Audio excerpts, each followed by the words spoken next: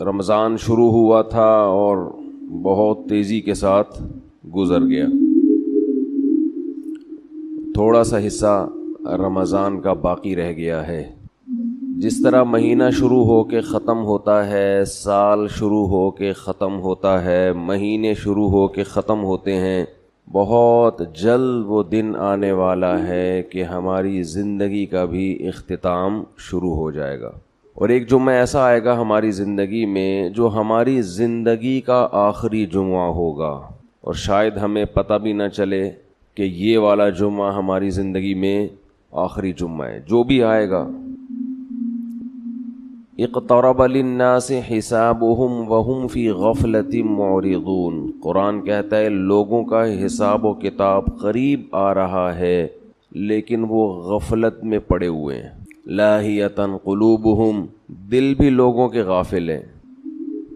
انسان جس چیز کو سب سے زیادہ بھولتا ہے وہ موت ہے. جس چیز کو سب سے زیادہ انسان بھولتا ہے اس کا نام کیا ہے؟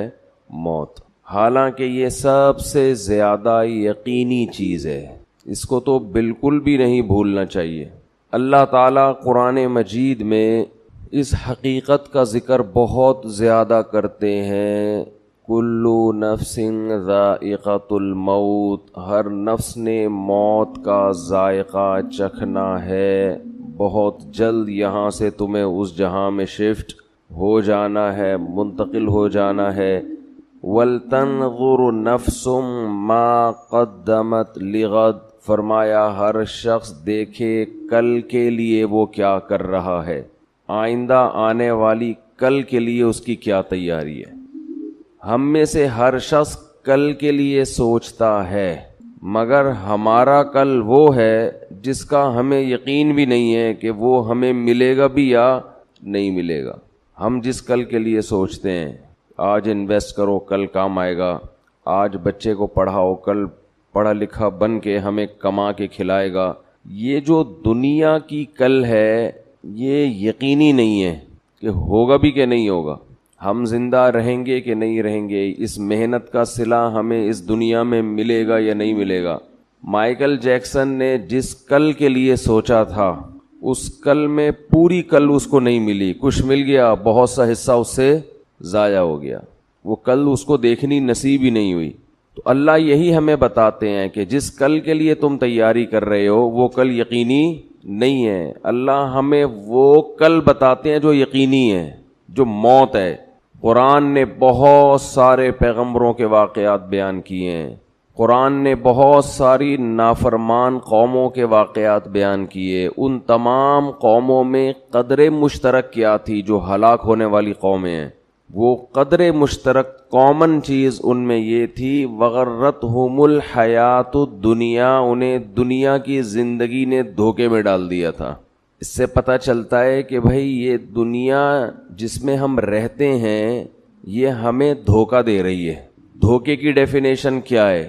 جب کوئی آپ سے وعدہ کرتا ہے اور اس وعدے کی بیس پہ آپ سے کوئی کام لے لے اور پھر عین وقت پہ اپنا وعدہ پورا نہ کرے تو آپ کہتے ہیں یہ بندہ چیٹ کر گیا ہے، یہ بندہ دھوکہ دے گیا ہے مجھے. کہتے ہیں کہ نہیں کہتے؟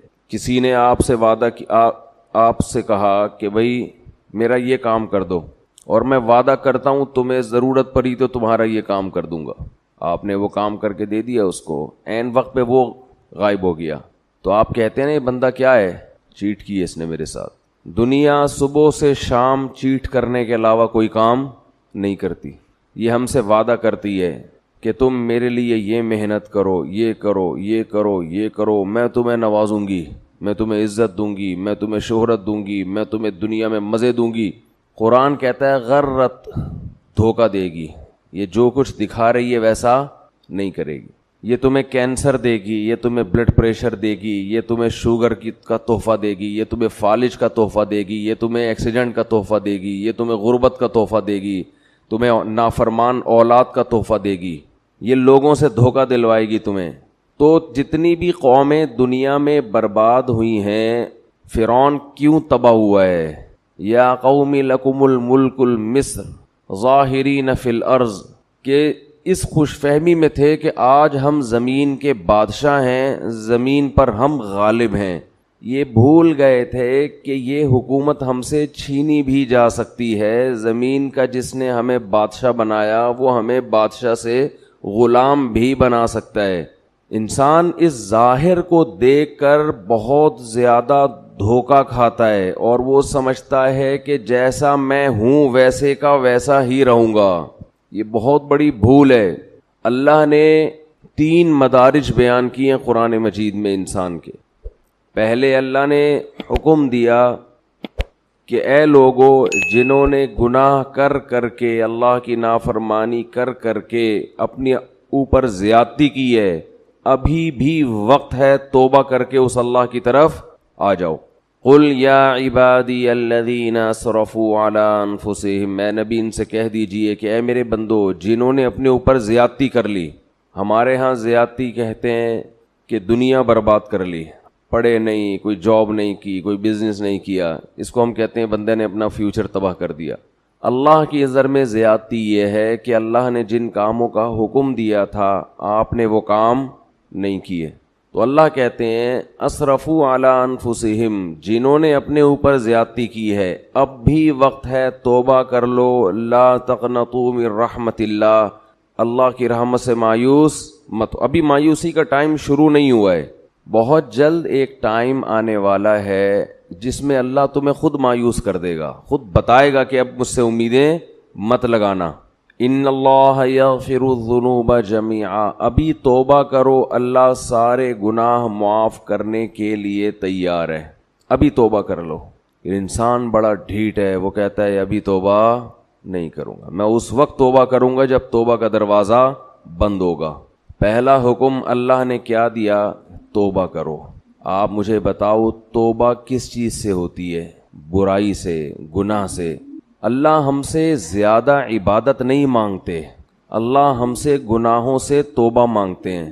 آج کوئی شخص اگر دین پر آتا ہے تو عبادت کی کثرت کو فوکس کرتا ہے، گناہ چھوڑنے کو فوکس نہیں کرتا.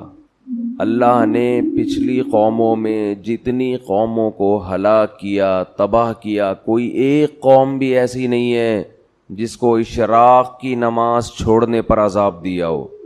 کوئی ایک قوم بھی ایسی نہیں ہے جس کو تہجد چھوڑنے پر عذاب دیا ہو. کوئی ایک قوم بھی ایسی نہیں ہے جس کو صبح و شام کی تسبیحات چھوڑنے پر عذاب دیا ہو.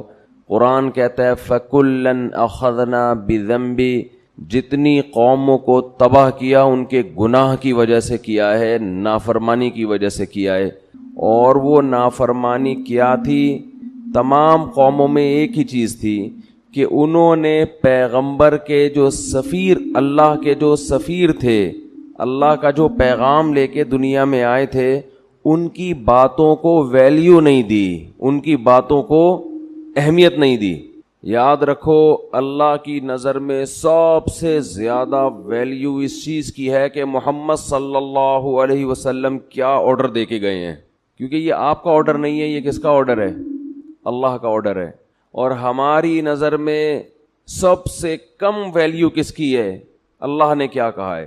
اللہ صرف یہ دیکھتا ہے اپنے بندوں میں کہ یہ مجھے کتنا فالو کر رہے ہیں، اس کے علاوہ اللہ کو ہم سے کوئی غرض نہیں ہے. یہ دماغ میں اچھی طرح یہ بات بٹھا لینی چاہیے. اللہ یہ بھی نہیں دیکھ رہا کہ تم انسانیت کی خدمت کر رہے ہو کہ نہیں کر رہے، تم زمین میں کیسے رہ رہے ہو. اللہ یہ دیکھ رہا ہے کہ میری کتنی مانتے ہو، انسان کی خدمت بھی میرے کہنے پہ کر رہے ہو کہ نہیں کر رہے. بس تو اللہ یہ دیکھتا ہے کہ میں نے جس چیز سے روکا اس سے رکتے ہو یا نہیں رکتے. دنیا میں خوش قسمت ترین انسان وہ ہے جو موت سے پہلے پہلے اللہ کو بھی مان لے اور اللہ کی بھی مان لے، اور یہ تکبر چھوڑ دے کہ میں نہیں مانوں گا. تو اللہ نے قرآن میں کیا فرمایا کہ اے ایمان والو، اللہ ابھی تمہیں اپنی رحمت سے مایوس نہیں کر رہا ہے، توبہ کرو. توبہ کس چیز سے ہوتی ہے؟ گناہوں سے. بہت سے لوگ دین کی طرف آنا شروع کرتے ہیں، گناہ چھوڑنے کے لیے تیار نہیں ہوتے. کون سے گناہ ہیں جن کو قرآن نے بہت اہتمام سے بیان کیا، حدیث نے بہت اہتمام سے بیان کیا؟ وہ گناہ آج ہمارے معاشرے میں بہت تیزی سے پھیل گئے ہیں. اس رمضان کے گزرنے سے پہلے پہلے توبہ کریں، ان تمام جرائم سے توبہ کرنی ہے۔ ان گناہوں میں سب سے پہلا گناہ ہے نماز کا قضا کر دینا۔ اللہ نے اس کی کسی قیمت پہ اجازت، بولے نا بھائی، نہیں دی۔ ایک چیز ذہن میں آتی ہے کہ اتنے سارے لوگ بے نمازی، اتنے سارے لوگ ہیں جو اللہ کا انکار کر رہے ہیں، کیا یہ سارے جہنم کی آگ میں جلیں گے؟ یہ چیز انسان کو پریشان کرتی ہے، وسوسہ ڈالتی ہے کہ جہاں اتنے سارے لوگ ہیں، یہ کیسے اللہ ان کو اٹھا کے آگ میں ڈال دے گا؟ دنیا میں آج بھی شرک کرنے والے توحید پرستوں سے زیادہ ہیں۔ دنیا میں بہت سے لوگ ہیں جو خدا کے منکر ہیں، بہت سے لوگ ہیں جو اللہ کے ساتھ شریک کرتے ہیں، بہت سے لوگ ہیں جو اللہ کو مانتے ہیں لیکن اللہ کی نہیں مانتے، بڑے بڑے احکام کا انکار کر دیتے ہیں۔ تو شیطان انسان کے دل میں وسوسہ ڈالتا ہے کہ کیا اللہ اتنے سارے لوگوں کو جہنم کی آگ میں ڈال دے گا؟ اس وسوسے کا جواب قرآن بار بار دیتا ہے، بار بار وہ جواب یہ دیتا ہے قرآن کہ لَأَمْلَأَنَّ جَهَنَّمَ مِنَ الْجِنَّةِ وَالنَّاسِ أَجْمَعِينَ۔ اے لوگو ایک بات خوب سمجھ لو، میں جہنم کو انسان اور جنات سے بھر دوں گا۔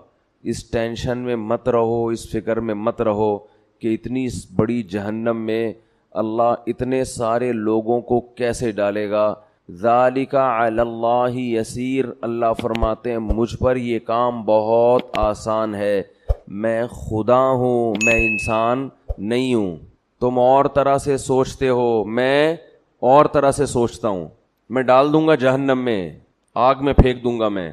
یہی چیز انسان کو غافل کرتی ہے کہ وہ بھی نماز نہیں پڑھتا، وہ بھی نماز نہیں پڑھتا، وہ بھی نہیں پڑھتا، تو میں نے نہ پڑھ لیا تو کیا ہو جائے گا؟ کچھ بھی نہیں ہوگا، جیسے اللہ اس کو آگ میں ڈالے گا آپ کو بھی ڈال دے گا، کوئی مشکل نہیں ہے اللہ کے لیے۔ یہ جہنم ہے کیا جس سے ہمیں قرآن ڈراتا ہے؟ ذَلِكَ الَّذِي ذَلِكَ يُخَوِّفُ اللَّهُ بِهِ عِبَادَهُ، جہنم کی آگ وہ چیز ہے کہ اللہ اس کی طرف اشارہ کر کے بتاتے ہیں کہ یہ وہ آگ ہے جس سے اللہ اپنے نیک بندوں کو ڈراتا ہے، ان بندوں کو جو اللہ کی آیات پر ایمان رکھتے ہیں ان کو ڈراتا ہے اللہ۔ عقل مند لوگ اس آگ سے ڈر جاتے ہیں اور احمق اور بیوقوف باتیں بناتے ہیں کہ یہ کیسے ہو سکتا ہے۔ علماء کہتے ہیں کہ جہنم کی آگ اصل میں اللہ کے غضب کا اظہار ہے، اللہ کے غضب کا اظہار ہے۔ اور یہ جو اللہ نے کافر کے لیے ہمیشہ کی جہنم رکھی، اس کی وجہ بھی یہ ہے کہ اللہ کا غضب اس پہ ہمیشہ رہے گا، وہ غضب ٹھنڈا نہیں ہوگا، کیونکہ اس کے ٹھنڈا ہونے کی کوئی وجہ نہیں ہے۔ اللہ انسان کو مہلت دیتا ہے، مہلت دیتا ہے، سدھر جا سدھر جا سدھر جا، وہ نہیں سدھرتا، تو پھر اللہ کا غضب بھی لامتناہی شروع ہوتا ہے۔ اولم نعمرکم ما یتذکر فیہ من تذکر، قرآن کہتا ہے ہم قیامت کے دن ان سے کہیں گے کیا ہم نے تمہیں اتنی عمر نہیں دی تھی کہ جس میں نصیحت حاصل کرنے والا نصیحت چاہتا تو نصیحت حاصل کر لیتا؟ اتنا ٹائم تمہیں سوچنے کے لیے نہیں ملا تھا کیا؟ بالغ ہوتا ہے انسان، اس کے بعد بھی سوچنے کا ٹائم ملتا ہے، بہت ساری چیزوں کے لیے سوچنے کا ٹائم ملا آپ کو، بہت ساری چیزوں کے لیے، بزنس کیسے کرنا ہے، کاروبار کیسے کرنا ہے، علاج کہاں سے کرانا ہے، باپ کے ساتھ کیسے چلنا ہے، ماں کے ساتھ کیسے چلنا ہے، بیوی کے ساتھ کیسے چلنا ہے، محلے والوں کے ساتھ کیسے چلنا ہے، پولیس والا جب آئے تو اس سے کیسے بات کرنی ہے، یہ چیزیں سیکھتا ہے نا انسان۔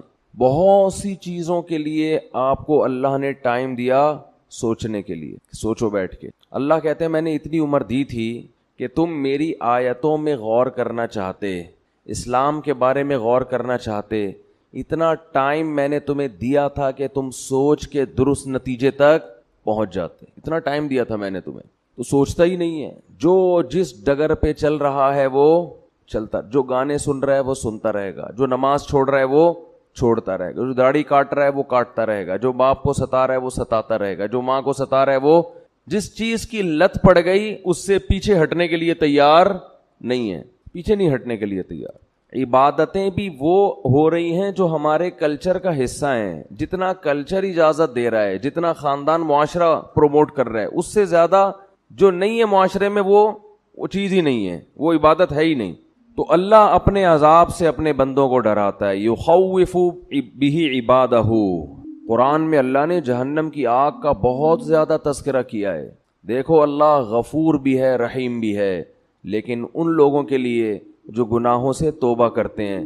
جو توبہ نہیں کرتے اللہ کا ان کے لیے نہ غفور ہونے کا وعدہ نہ رحیم ہونے کا وعدہ. ان کے لیے تو اللہ اعلان کرتا ہے عزیز ذو انتقام، وہ زبردست غالب اور انتقام لینے والا ہے.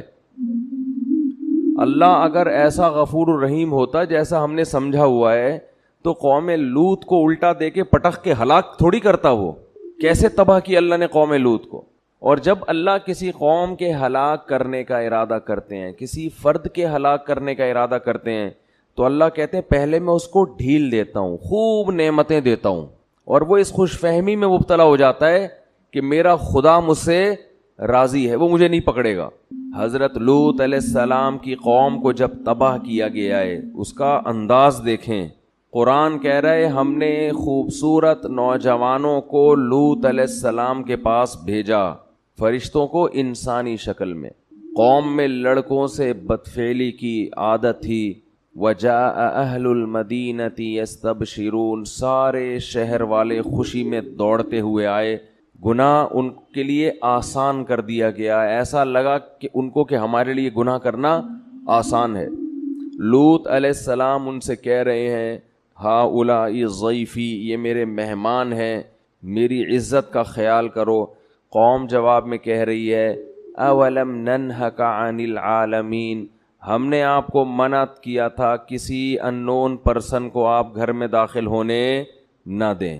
لوط علیہ السلام کہہ رہے ہیں لو ان لی بکم قوتا او آوی الی رکن شدید، کاش میرا کوئی قبیلہ ہوتا، خاندان ہوتا، میں تم سے لڑتا.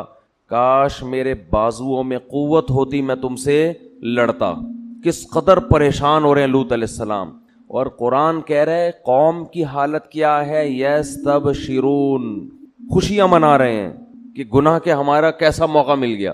آج بھی بے حیائی بہت تیزی کے ساتھ پھیل رہی ہے اور انسان اس پہ خوش ہے کہ گناہ کرنا میرے لیے مشکل کے بجائے آسان ہو رہا ہے. اب غریب آدمی کی بھی دسترس میں گناہ کرنا یہ خوش قسمتی کی بات نہیں ہے میرے بھائی، یہ بہت بڑے اللہ کے عذاب کی بات ہے کہ اللہ گناہ کو ہمارے لیے آسان کر رہا ہے. تو قرآن کہتا ہے کہ جب لوط علیہ السلام بہت زیادہ پریشان ہوئے تو ان فرشتوں نے لوط علیہ السلام سے کہا یا لوط انا رسول ربک، ہم انسان نہیں ہیں، ہم اللہ کی طرف سے بھیجے ہوئے فرشتے ہیں. لن یصلوا الیک، آپ کی طرف نہیں آئیں گے، آپ اپنی قوم کو لے کے راتوں رات نکل جائیں. پھر اللہ کیا فرماتے ہیں فجعلنا عالیہا سافلہا، ہم نے اس بستی کے اوپر کے حصے کو پلٹ کے نیچے کر دیا. یہ بھی اللہ ہے جس کو ہم کہتے ہیں غفور بھی ہے، رحیم بھی ہے، بندوں پر مہربان یہ بھی ہے، لیکن اس اللہ نے بستیوں کو بھی الٹا ہے. وہی اللہ جس کو ہم رحمان اور رحیم کہتے ہیں صبح و شام، جس کو ہم غفور الرحیم کہتے ہیں، جس کو ہم اپنے بندوں پہ بڑا مہربان کہتے ہیں، اسی اللہ نے فرعون کو جب ایک پانی میں غوطہ دیا ہے اور فرعون نے جواب میں کہا آمنت انہ لا الہ الا الذی آمنت بہ بنو اسرائیل، میں اس اللہ پہ ایمان لایا جس پر بنی اسرائیل ایمان لائی، تو اللہ کو اس پہ ترس نہیں آیا. وہی اللہ جس کو ہم کہتے ہیں غفور ہے، اپنے بندوں پر مہربان ہے، بہت رحمان ہے، بہت بندوں پر شفیق ہے، ماں سے 70 گنا زیادہ محبت کرنے والا، اس اللہ کو اپنی مخلوق فرعون پر اس موقع پہ ترس بولو بھائی نہیں آیا.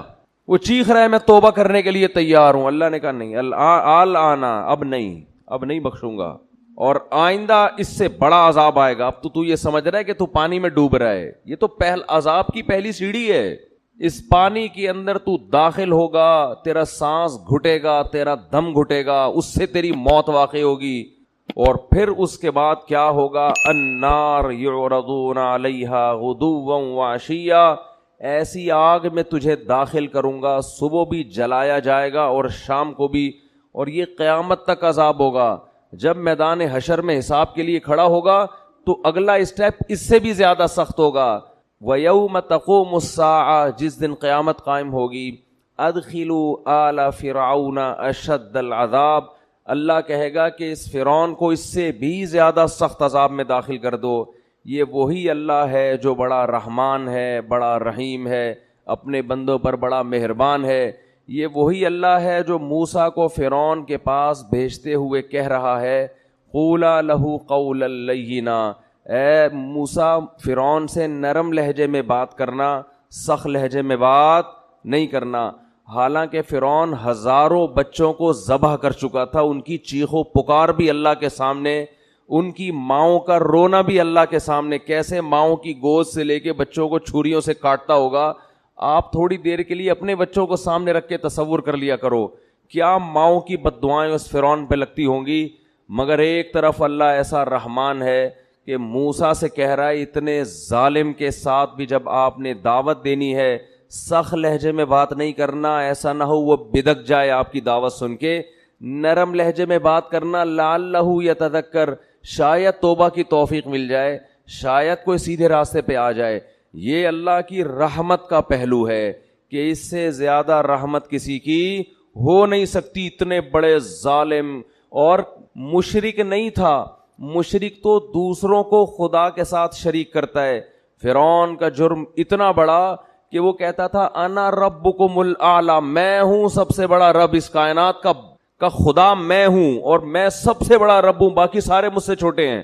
لیکن اللہ کی رحمت کتنی بڑی رحمت کہ موسیٰ کلیم اللہ کو کہا جا رہا ہے کہ فرعون سے سخت لہجے میں بات۔ دوسری طرف وہ پہلو بھی ہے کہ اب چیخ رہا ہے، چلا رہا ہے، لیکن اللہ کہہ رہے ہیں کہ نہ نہ نہ نہ، ابھی پانی میں غرق ہوگا، اس کے بعد آگ میں صبح و شام جلایا جائے گا، اور قیامت جب قائم ہوگی تو جہنم میں اس سے بھی زیادہ سخت عذاب میں تجھے ڈالوں گا۔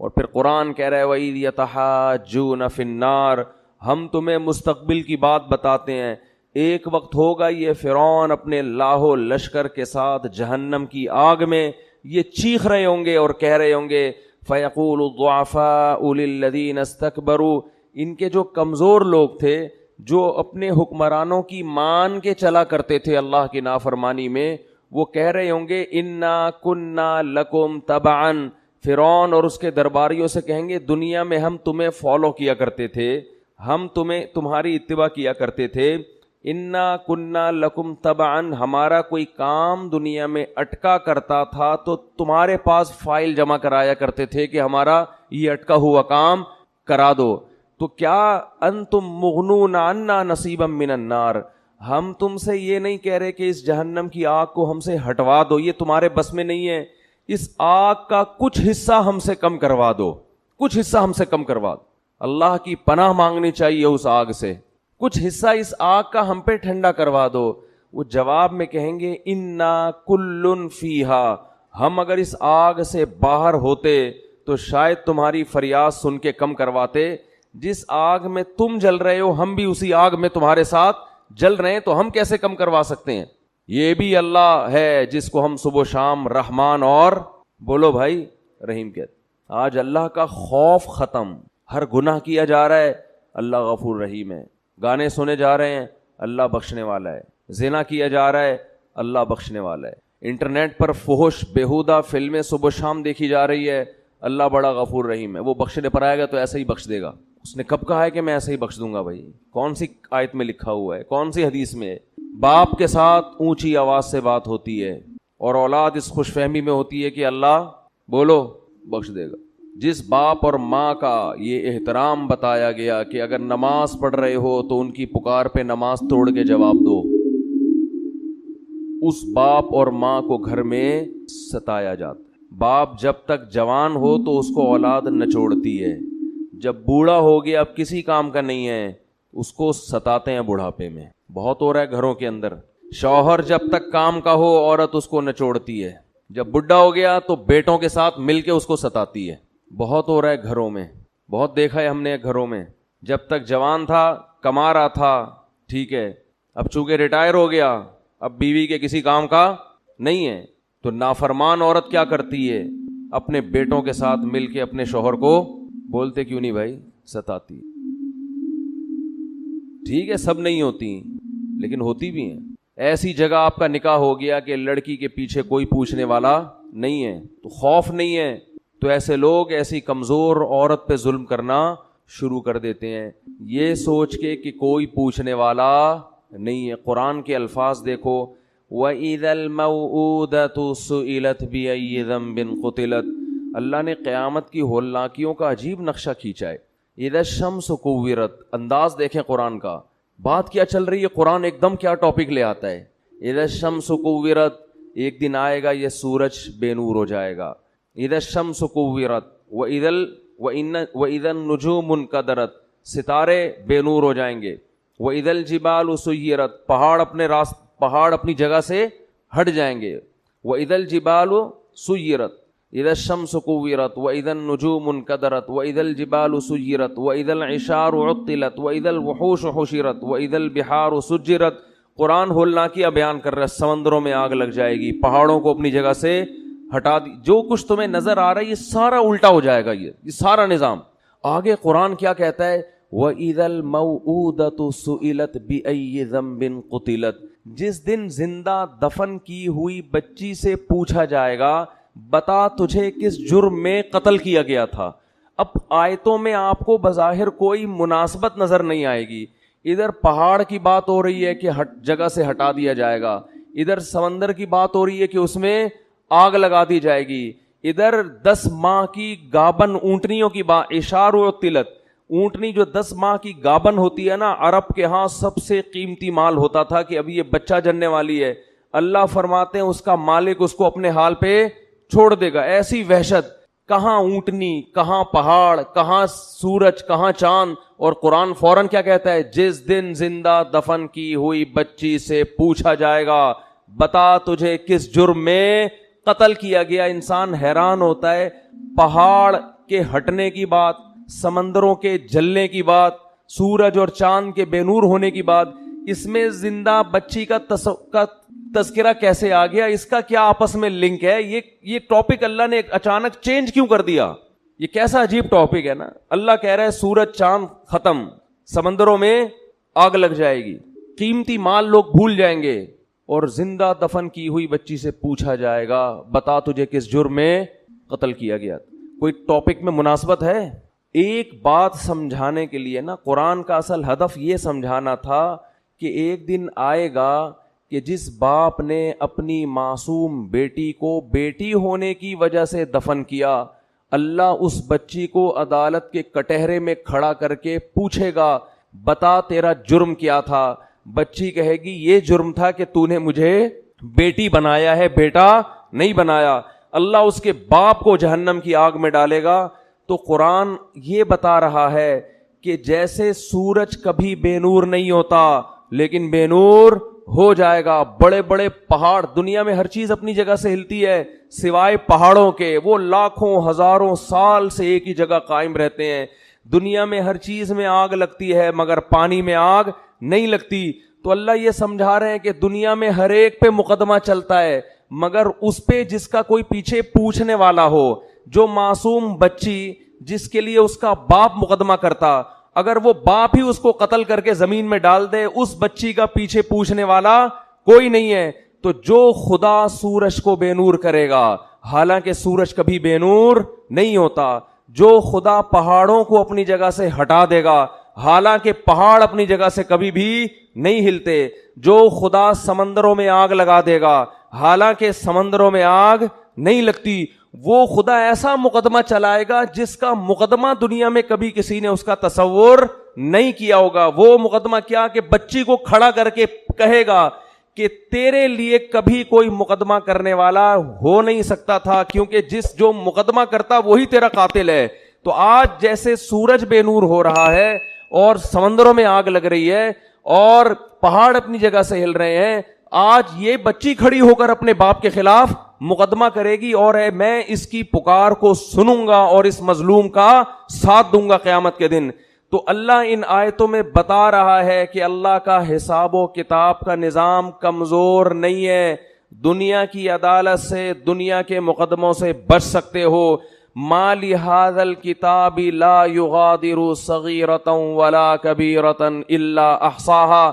قرآن کہتا ہے اپنا نامہ اعمال دیکھ کے کہو گے یہ کیسی رپورٹ کارڈ ہے, کیسا رزلٹ ہے کہ اس نے میری زندگی کے کسی ایک پہلو کو بھی ادھورا نہیں چھوڑا. ہر چیز, اگر کسی چٹان میں بیٹھ کر کوئی گناہ کیا, اندھیرے میں تنہائیوں میں دروازے بند کر کے کوئی معمولی سا جرم کیا یا کوئی نیکی کی, یہ اس کو بھی اللہ کہتے ہیں میں تمہارے سامنے حاضر کر دوں گا.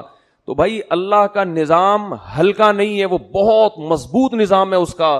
اور اللہ نے یہ سارا نظام جو بنایا, اور اللہ نے جو ہزاروں پیغمبروں کو بھیجا, اور قرآن میں جہنم کی وعیدیں اور جنت کی خوشخبریاں دیں, اس لیے نہیں دیں کہ آپ کو یہ آپشن دیا جا رہا ہے کہ آپ نماز پڑھیں نہ پڑھیں, پڑھیں گے اچھی بات ہے, نہیں پڑھیں تو اللہ غفور الرحیم ہے. آپ بہنوں کی وراثت دیں نہ دیں, دے دیں گے تو اچھی بات ہے, نہیں دیں گے تو اللہ غفور الرحیم ہے. آپ اپنے باپ اور اپنی ماں سے آواز آہستہ کر کے بات کریں یا نہ کریں, آپ کی مرضی ہے. کریں گے تو ثواب ملے گا, نہیں کریں گے تو اللہ غفور الرحیم ہے, لیلۃ القدر میں بخش دے گا وہ آپ کو. آپ کی مرضی کہ آپ یتیم کا مال جو آپ کا چھوٹا بھائی ہے, وراثت جس کی پوری بنتی ہے, آپ بڑے ہونے کا ناجائز فائدہ اٹھا کے اس چھوٹے کی وراثت کھا جاتے ہو, آپ کی مرضی ہے. نہیں کھاؤ گے تو ثواب ملے گا, کھا جاؤ گے تو لیلۃ القدر میں سب کی بخشش ہو جائے گی, شب برات میں ہو جائے گی بخشش, عید کے دن بخشش ہو جائے گی, رمضان میں بخشش ہو جائے گی. آپ اگر جمعے کے دن مر گئے تو آپ کی بخشش ہو جائے گی, آپ اگر لیلۃ القدر میں مر گئے تو آپ کی بخشش ہو جائے گی. اگر اس طرح سے میرے بھائی بخششوں کا نظام ہوتا تو قرآن اتنی وعیدیں نہ سناتا. وَإِذَا الْمَوْءُودَةُ سُئِلَتْ بِأَيِّ ذَنبٍ قُتِلَتْ, یہ نہ بتاتا کہ جس دن زندہ دفن کی ہوئی بچی کو زندہ کر کے اللہ پوچھے گا بتا تجھے کس جرم میں قتل کیا گیا. پھر قرآن یہ نہ کہتا کہ جو یتیم کا مال کھاتے ہیں وہ اپنے پیٹ میں جہنم کے انگارے ڈال رہے ہیں. پھر قرآن یہ نہ کہتا لا یحل لکم ان ترثوا النساء کرہا, اے ایمان والو تمہارے لیے عورت کی وراثت کھانا حلال نہیں ہے. پھر قرآن یہ نہ کہتا ان الذین یکسبون الاثم سیجزون بما کانوا یقترفون, گناہ کرو لیکن یہ دماغ میں رکھ کے عن قریب اس کا بدلہ تمہیں ملنے والا ہے, اس کی سزا تمہیں ملنے والی ہے, تمہارے خلاف کیس چلے گا, اس کی سزا ملے گی. ان الذین یکسبون الاثم سیجزون, عن قریب, زیادہ ٹائم نہیں ہے, بہت جلدی اس کی سزا تمہیں ملنے والی ہے. آج اللہ کے غفور الرحیم ہونے کا جتنا غلط مطلب لیا اور بتایا جا رہا ہے, شاید یہ چیز اللہ کے غضب کو جتنی دعوت دے اتنا کوئی اور جرم اللہ کے غضب کو دعوت نہیں دے گا. اتنا غلط مطلب. بھائی لیلۃ القدر میں بخششیں ہوتی ہیں, گناہ پہلے چھوڑنا پڑے گا آپ کو, آپ اس خوش فہمی میں نہ رہیں. رمضان میں بخششیں ہوتی ہیں, لیکن ہمارے نبی نے فرمایا بہت سے روزے داروں کو رمضان میں بھوک کے سوا کچھ بھی حاصل, بولو نا بھائی, نہیں ہوتا. ایک بالش زمین جس نے کسی کی ہتھیائی, فرمایا 7 زمینوں کا طوق اللہ اس کی گردن میں ڈالے گا. نہ معاملات صحیح ہیں, پیسے دے کے آپ تجربہ کر کے دیکھ لیں, کبھی وقت پہ واپس, بولو نا, نہیں کرے گا. یہ کیا ہے؟ یہ اس جہنم کی آگ سے غفلت. صحابہ کرام ڈرا کرتے تھے. حدیث میں آتا ہے رسول اللہ صلی اللہ علیہ وسلم نے فرمایا کہ اللہ نے اس آگ کو اس آگ سے زیادہ گرم بنایا ہے. صحابہ کرام کی ایسی کیفیت ہوئی, ترمذی کی حدیث ہے, اس طرح اللہ کے خوف سے رونے لگے کہ جیسے کوئی ہانڈی کھول رہی ہوتی ہے. یا ایھا الناس ان وعد اللہ حق فلا تغرنکم الحیات الدنیا. دیکھو اللہ فرماتے ہیں لوگو, اللہ کا وعدہ سچا ہے. اللہ نے وعدے کیے نا, مار کے ختم نہیں کروں گا, ایک دن اپنے سامنے کھڑا کر کے حساب و کتاب لوں گا. اللہ بار بار یاد دلاتا ہے, اے لوگو اللہ کا وعدہ سچا ہے. تو اللہ تجھے یہ بتانے کی کیا ضرورت ہے کہ میرے وعدے سچے ہیں؟ جب تو نے کہہ دیا تو اللہ کو معاذ اللہ جھوٹ تو نہیں بولتا. اللہ فرماتے ہیں تمہیں کچھ چیزیں ایسی ہیں جو اس اللہ کے وعدے کے بارے میں دھوکے میں ڈالیں گی اور تمہیں وہ یہ دکھائیں گی کہ اللہ کا وعدہ سچا نہیں ہے. اللہ نے معاذ اللہ سیاسی وعدے کیے ہیں, یہ سچا وعدہ نہیں ہے. وہ کون سی چیز دھوکے میں ڈالے گی؟ فلا تغرنکم الحیات الدنیا. فرمائے اس دنیا کی ترقی, دنیا کی ظاہری چمک دھمک, تمہارے یہاں سے لوگ ہوں گے جو باتیں کریں گے گورا چاند پہ پہنچنے کی باتیں کر رہا ہے اور مسلمان جنت اور جہنم کے چکر میں الجھے ہوئے ہیں. وہ لیبارٹریوں میں کیا کیا بنا رہے ہیں, مسلمان جنت جہنم سے باہر نہیں نکلتے. وہ یہ کر رہے ہیں, مسلمان جنت اور جہنم میں پڑے ہوئے ہیں. اللہ فرماتے ہیں دنیا کی جو زندگی ہے جس نے کافر کو دھوکے میں دیا, یہی زندگی کس کو دھوکہ دے گی؟ یہی تمہیں دھوکہ دے گی. اس زندگی میں جب تم ترقی کی جتنی قسمیں دیکھو، چاند پہ پہنچنے کی، مریخ پہ پہنچنے کی، خلائی سیاروں سے چھلانگیں لگانے کی، اس دنیا میں ایک چیز غور کر لینا، اس کے آگے موت ہے جو اس ساری ترقی کو چند سیکنڈ اور منٹوں میں خاک میں ملا کے رکھ دے گی۔ یہ ایسی ترقی ہے جو ورلڈ ٹریڈ سینٹر جیسی عمارت کو چند گھنٹوں میں زمین بوس کر دیتی ہے۔ اس لیے اس میں ترقی کرنا، مگر اس ترقی کو اصل مت سمجھنا اور اس دنیا سے دل مت لگا کے اللہ سے غافل نہ ہو جانا۔ تو یہ بہت بڑا فالٹ ہے اس دنیا کے اندر، اور یہ فالٹ سمجھ میں اس وقت نہیں آتا، اس وقت تک جب تک خود اپنے اوپر بھگتتا نہیں ہے انسان۔ جس پر جب تک موت آتی نہیں ہے نا، اس وقت تک اس کی سمجھ میں موت، جو موت کو اپنی آنکھوں سے نہیں دیکھتا نا، اس وقت تک اس کی سمجھ میں موت آتی نہیں ہے، اس وقت تک نہیں آتی۔ وہ اٹکا رہے گا، اس کا دل پلاٹوں میں، گاڑیوں میں، بنگلوں میں، دولت میں اٹکا رہے گا۔ حتیٰ کہ کینسر کا مریض ہوگا نا، ڈاکٹر کہہ دیں گے 6 مہینے رہ گئے ہیں، مگر دل دنیا سے اس کا بھی نہیں نکلے گا، وہ پھر اسی میں لگا رہے گا۔ ایسے پیشنٹ ہم نے دیکھے ہیں۔ اس کا مطلب وہ جہنم کی آگ میں جانے پر راضی ہو گیا ہے، وہ مطمئن ہو گیا کہ اب بس میں نہیں بچ سکتا۔ بھائی وہ آگ ہم سے برداشت نہیں ہوتی۔ 100 دفعہ یہ گناہ ہوتا ہے، 100 دفعہ اللہ کو مناؤ، اللہ اب نہیں کروں گا، پھر ہو گیا پھر مناؤ، اور اللہ سے یہ کہو کہ اللہ میں عادت سے مجبور ہو کے گناہ کرتا ہوں، مگر میں جہنم کی آگ برداشت نہیں کر سکتا۔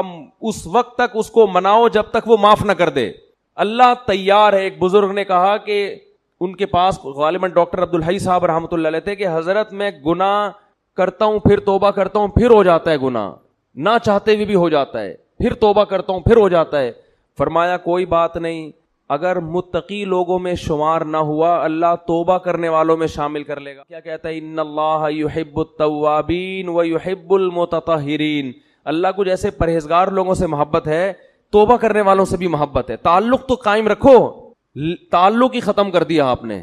توبہ ایک ایلفی ہے جو ٹوٹے ہوئے تعلق کو جوڑ دیتی ہے۔ اللہ چاہتے ہیں مجھ سے رابطہ میں تو رہو۔